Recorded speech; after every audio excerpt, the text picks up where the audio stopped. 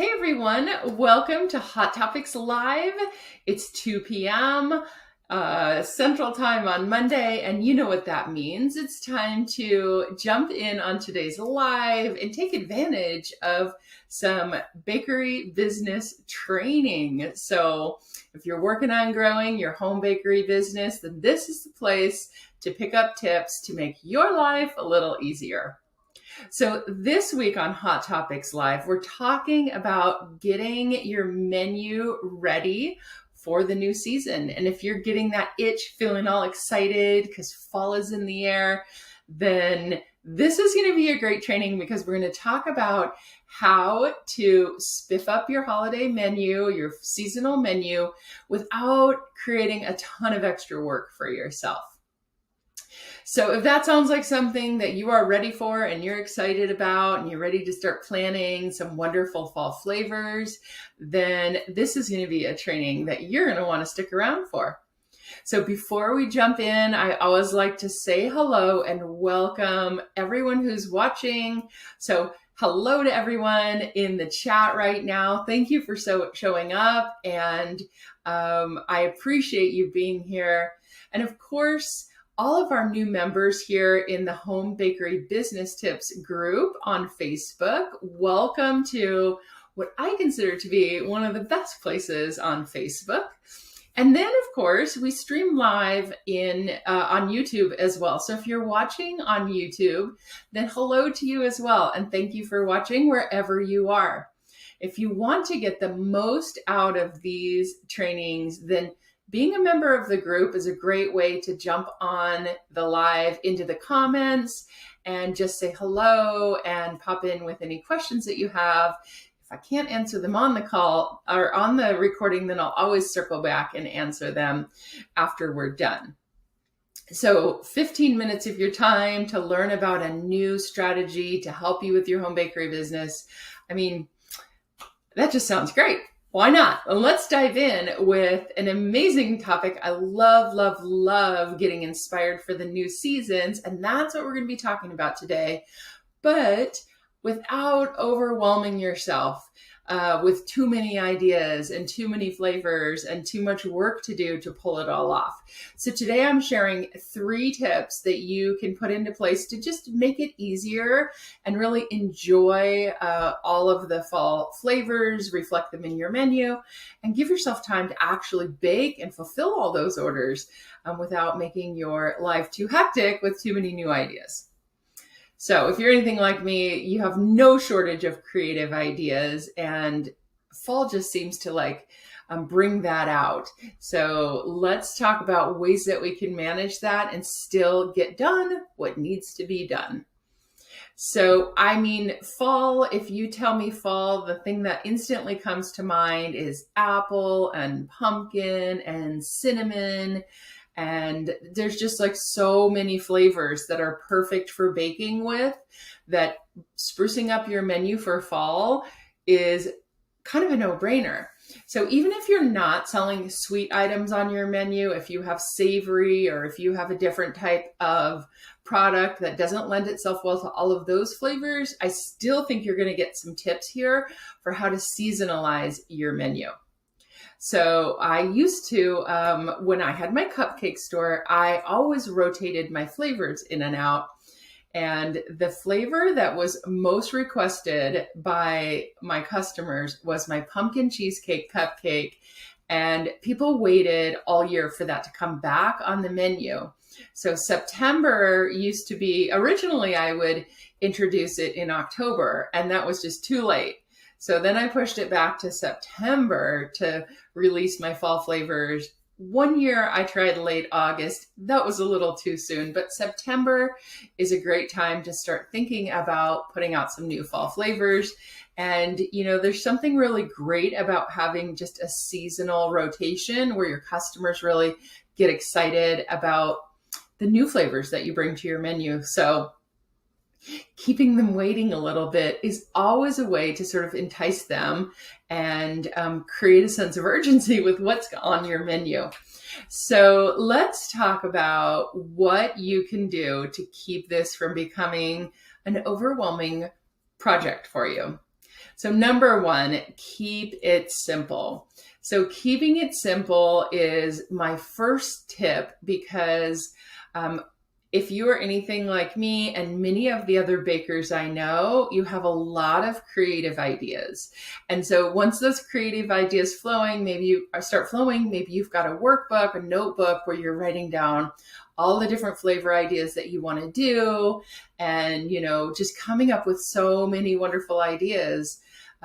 Think about the entire process that it takes to put something on your menu and then to fill that order. And there's a lot more that goes into it. As you know, I'm all about profit and making money on what you sell. So you should know how to price that item. You should know how to package it. You should have made it before and be very, very confident that it's going to turn out well. And then you know all the ins and outs of creating that perfect menu item in the kitchen. So before you throw it on your menu, make sure that it works really well. And make sure you're not creating work for yourself down the road by putting something on there that hasn't really been tested. So keeping it simple is key to creating a fall-inspired menu, or any season really, a seasonal menu that works on baking day. The other reason you want to keep it simple is because if you have a menu with too many items, 10 or 15 items, then on baking day, you're going to be doing a little of this and a little of that, and then another recipe that you threw on there, and you may feel pulled in a lot of different directions when it comes to creating this like smooth flowing production on baking day. You're going to be doing ones and twos of things, where if you have a smaller menu, you can be doing larger batches of things. And that always helps with efficiency in the kitchen, right? It's so much easier to mix a batch of cookies or a double batch as it is to mix one and one and one of every different flavor. So put your best recipes on for the fall, and know that just because it's not on this season, it doesn't mean you're never going to bake it again. It just means it's not on your menu right now. So put your very best sellers and the ones that you feel the most confident about on your menu right now. Okay, so that's tip number one, is to keep it simple. Tip number two is to write a great product description.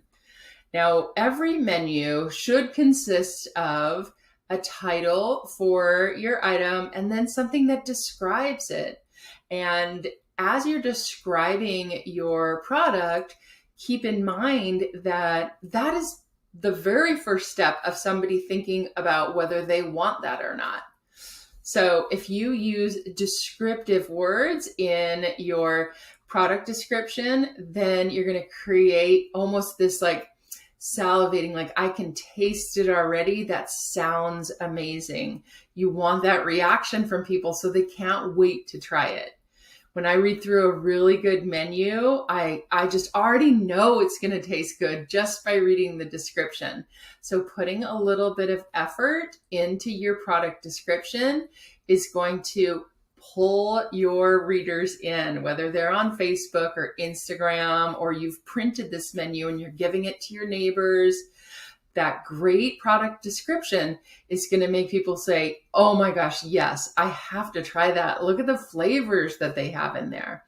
So a great product description is my tip number two. Now, recently on a coaching call inside the Bake Better Academy, one of the members shared with me an amazing tip. So shout out to Barbara if you're watching, because I love your tip. And she suggested that a great way to write a good product description is to go onto Pinterest and just type in that menu item that you're wanting to sell. And then, of course, Pinterest is a search engine. So it pulls up all of the other keywords that people search in combination with the phrase that you just put in. So you can instantly see a whole bunch of descriptive words that people like in combination with that. So in our group, as an example, I just put in the term angel food cake, and we were working on spiffing up the description. went over to Pinterest, typed in angel food cake, and it came up with homemade, the best, with fruit, with chocolate sauce. And so that like expanded our ideas as we were brainstorming. How can we make this?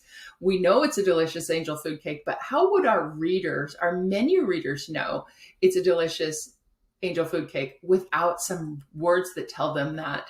So that's a little tip as you're writing your product descriptions, is to just go use Pinterest for the search engine that it is, and, pull out all of those keywords that are going to make your menu items sound that much better.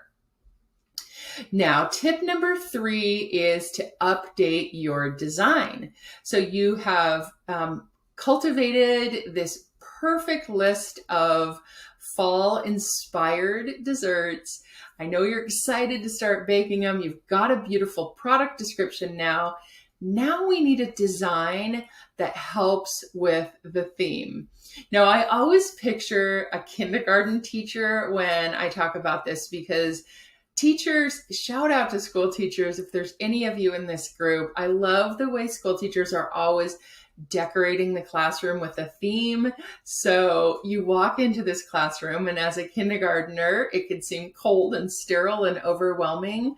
But with all of the decorations that they put around the classroom and the themes, whether it's weather or seasons or sports, they're very creative in the way that they create this environment that matches the content that they're teaching. So I always remembered walking into my daughter's kindergarten classroom feeling like, I want to stay here.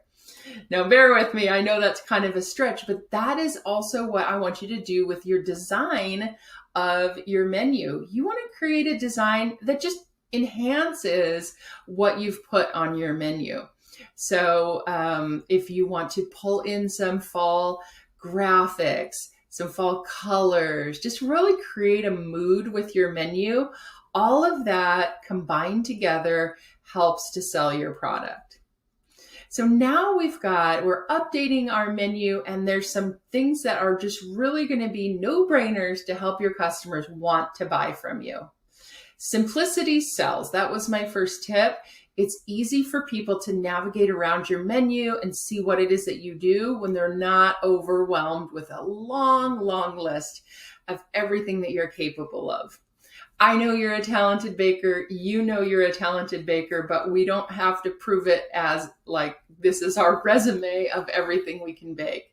So do your readers a favor and narrow it down so that it just is easy on the eyes and you can see right away what is irresistible and what you want to order.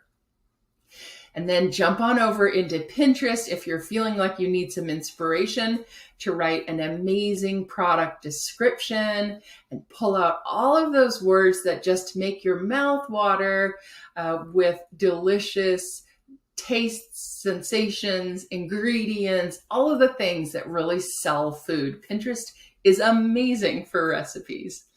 And then, of course, use the design of your menu to really kind of pull it all together and enhance the theme of what you're working on. So those are my 3 tips for planning your holiday-inspired menu, your fall menu. I love that fall just sort of easily blends into Thanksgiving and then Christmas without having to make a lot of changes with what you're offering. You can swap out 1 or 2 things and leave some of your fall-inspired flavors on there and transition from one season to the next.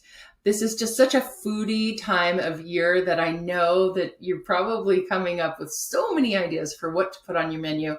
There's no shortage of ideas, and just know that you can roll right from fall into Christmas without changing everything on your menu. Now, if you're looking for some tips to help put together your menu, I have a blog post called How to Write a Profitable Bakery Menu in 3 Easy Steps. And if you're just really feeling like you need a little bit more than this training, then check out the link. I'm going to drop it in the comment section right now. And if you're watching on YouTube, I'm going to put that link under the product or the video description so you can easily find it. That blog post is going to walk you through in a little bit more detail how to construct your menu and provide you even more resources for formatting your menu, designing your menu, and things like that. Okay, so now are you feeling inspired to put together your fall menu? If you have ideas about, what you want to put on there and you want to bounce them off another home-based baker, jump into the Facebook group and start a conversation with other bakers about what they have on their fall menu, and use this group for inspiration and feedback for what you're doing. And I, as always, try to keep these Hot Topics Live videos right at 15 minutes, just so you can, just long enough to have a iced coffee or a little me time, get some training, and then get back to your busy day. So thank you so much for taking 15 minutes out of your day to join me here on Hot Topics Live. Let me know in the comments right now if you found some valuable tips here today, and if you're getting inspired and excited for just the whole fall season. I know that I am. So, all right, I want to thank you guys again for joining me here, and you know how it works. I will see you next Monday, 2 p.m. Central Time, for another edition of Hot Topics Live. Bye for now, everyone.